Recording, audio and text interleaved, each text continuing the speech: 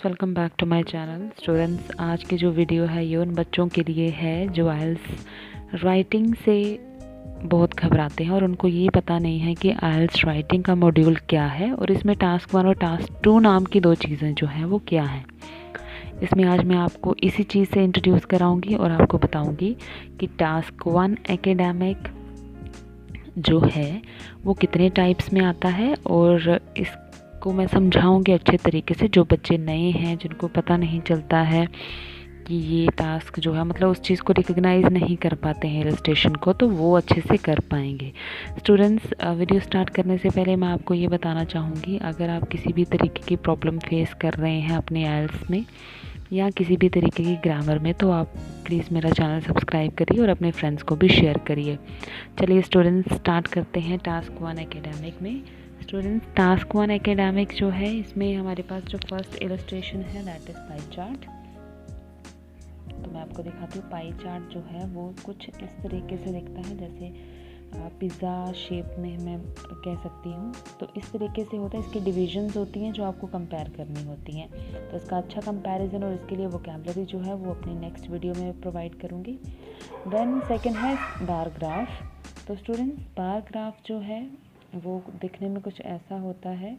तो इसकी बार्स होती हैं, नीचे आपको ईयर्स गिवन होते हैं और एक साइड पे आपको कोई भी डेटा जो है वो थाउजेंड्स में दिया हो सकता है, डॉलर्स में दिया हो सकता है। तो इस तरीके से ये आपका बार ग्राफ होता है। लाइन ग्राफ में आप सिंपली अंडरस्टैंड कर सकते हैं कि लाइन ग्राफ जो है इसमें सिंपली लाइंस होती हैं जिनको आपको कंपेयर करना है। तो ये लाइंस जो हैं ये डिफरेंट होती हैं। हो सकता है ये लाइन जो है ये यूएसए की हो और ये वाली जो है वो फॉर एग्ज़ाम्पल इंडिया की। तो इन दोनों कंट्रीज़ के बीच का कंपैरिजन किसी भी चीज़ को लेकर हो सकता है। जैसे पेट्रोलियम की बात अगर वो कर रहे हैं और नीचे आपको ईयर्स गिवन होंगे, तो इस तरीके से आपने इसका कंपैरिजन करना होता है। तो स्टूडेंट्स, टेबल की अगर बात करें तो इस तरीके से आपको टेबल गिवन होता है जिसमें हमें, जैसे फॉर एग्ज़ाम्पल मैंने ईयर्स यहाँ पे लिखा हुआ है, तो ईयर्स यहाँ पे लिखे हुए हैं जिसमें एज ली है।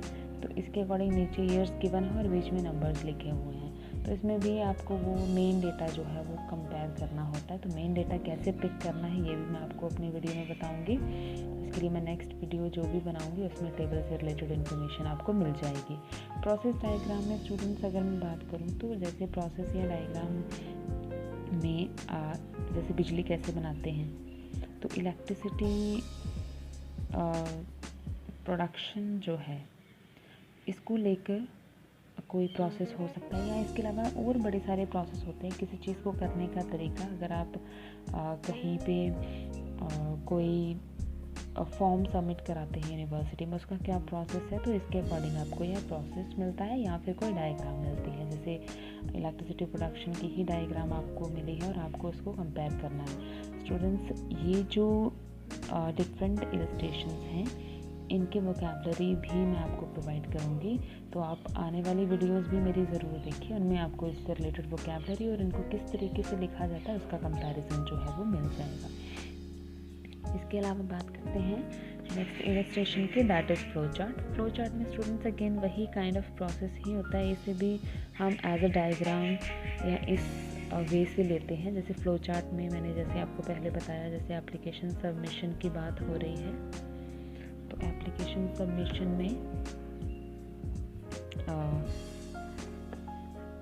इसमें अगर फर्स्ट प्रोसेस है फिलिंग, फर्स्ट स्टेप है फिलिंग द फॉर्म, उसके बाद इस तरीके से ये चीज़ जो है वो आगे चलती जाएगी। तो ये एक फ़्लो की तरह चलता है, तो इसको हम फ़्लो चार्ट कहते हैं। तो स्टूडेंट्स, ये जो है ये फ़्लो चार्ट होता है। इसके अलावा अगर मैं टास्क 1 जीटी की बात करूं तो जर्नल ट्रेनिंग, उनमें क्या होता है, 3 तरीके की हमारी जो लेटर होती है वो होती है हमारी फॉर्मल, सेमी फॉर्मल और इनफॉर्मल। फॉर्मल जो अथॉरिटीज़ हमारे ऊपर होती हैं उनके लिए फॉर्मल लेटर होती है। सेमी फॉर्मल में अथॉरिटीज़ जो हमारे नॉन में होती हैं, या जैसे हम अपने ऑफिस में वर्क करते हैं, या हमारे कोई इतने अपने कलीग्स को लिखनी है बट वो कलीग इतने भी फॉर्मल नहीं है जितना कि फ्रेंड्स में होते, तो वैसे हम उसको एज अ सेमी फॉर्मल लिख सकते हैं। इनफॉर्मल में हमारे फ्रेंड्स या रिलेटिव्स आ जाते हैं। तो ये 3 तरीके हैं जीटी के टास्क 1 के, ये 3 वेज हैं।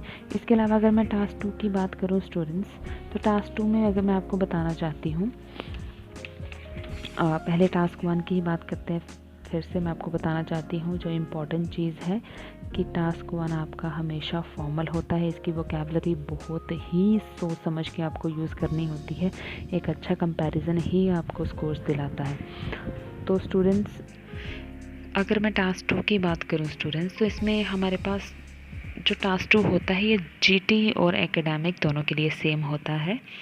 स्टूडेंट्स, इसमें अगर बात करें तो फर्स्ट जो टाइप होती है that is agree and disagree. इसमें आपको स्टेटमेंट के साथ अग्री होना होता है या फिर डिसअग्री। दूसरा जो है that is views and opinion. आपको 2 व्यूज़ होते हैं और आपका ओपिनियन पूछा जाता है। तो सेकेंड टाइप ऑफ ऐसे जो है वो व्यूज़ ओपिनियन होती है। देन आपको एडवांटेजेस एंड डिसएडवांटेजेस के साथ क्वेश्चन आता है। देन फोर्थ वन जो है वो कॉज इफेक्ट्स एंड सॉल्यूशंस होता है। अब ये एक लेटेस्ट टाइप ऑफ ऐसे है। इसमें हाइब्रिड टास्क आता है आपको। हाइब्रिड में स्टूडेंट्स ऐसा होता है, हो सकता है वो आपको एडवांटेजेस के साथ कॉजेस पूछ ले, मतलब इनमें से जो फॉर्मेट हैं तो फॉर्मेट जो है वो मिक्स कर देते हैं वो। जैसे डिसएडवांटेजेस के साथ ओपिनियन पूछ लिया, डिसएग्री या अग्री जो भी जिस साइड पे भी आप हैं उसके साथ इफ़ेक्ट्स पूछ लिए। तो इस तरीके से ये चीज़ जो है वो हाइब्रिड बनती है। तो स्टूडेंट्स, अगर आप इन दोनों के टाइम मैनेजमेंट की बात करें, मैं अगर आपको बताऊं तो इसका टोटली टाइम होता है 1 आवर। 1 आवर में टास्क 1 के लिए जो टाइम दिया गया है that is 20 minutes and task 2 के लिए 35 मिनट्स हम रखते हैं। और जो 5 मिनट हमारे एक्स्ट्रा बचते हैं 1 आवर में, तो उसके लिए हम उस टाइम में हम करते हैं प्रूफ चेकिंग। अगर आपके स्पेलिंग मिस्टेक्स हैं या फिर आपको पता है आपकी कॉमन मिस्टेक्स क्या होती हैं एवरीडे, तो आप उनको चेक कर सकते हैं। इस तरीके से टाइम मैनेज होता है।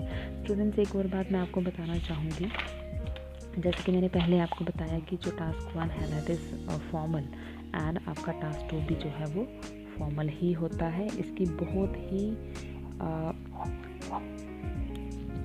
वोकैबुलरी जो है आपको बहुत ही ध्यान से चूज़ करनी पड़ती है। तो अगर मैं आपको बताऊं स्टूडेंट्स, अगर आप भी फेस कर रहे हैं कोई प्रॉब्लम अपनी राइटिंग में, या आपको लगता है कि आपके राइटिंग में बैंस नहीं आ रहे हैं, तो मैं आपको गारंटी देती हूँ कि आपके राइटिंग में ज़रूर बैंस आएंगे। आप मेरा चैनल फॉलो करिए, मेरे बताए हुए टिप्स को अप्लाई करिए और आप देखिए आपकी इम्प्रूवमेंट ज़रूर होगी। आप अगर नॉर्मली 6 बैंड के लिए भी स्ट्रगल कर रहे हैं, तो आप अगर मेरे नॉर्मल बताए हुए टिप्स को फॉलो करते हैं तो आपके 6 बैंड ईजीली आ जाएंगे। इसके अलावा आप जितना भी स्कोर करना चाहते हैं, आप बस मेरे जो टिप्स हैं बताए गए उनको फॉलो करिए। स्टूडेंट्स, आई होप आपको आज का टास्क समझ आ गया होगा कि टास्क 1 और टास्क 2 में डिफरेंस क्या होता है। ये क्विक वीडियो मैंने बनाई है। इसके अलावा अगर आपको फिर भी कोई डाउट है तो आप मुझे कमेंट बॉक्स में कमेंट कर सकते हैं। प्लीज़ आप मेरा चैनल जो है वो अपने उन नीडी फ्रेंड्स को शेयर करिए जिन्होंने अभी एग्ज़ाम देना है। आई होप गाइज आपको सब समझ में आ गया है। Till then bye.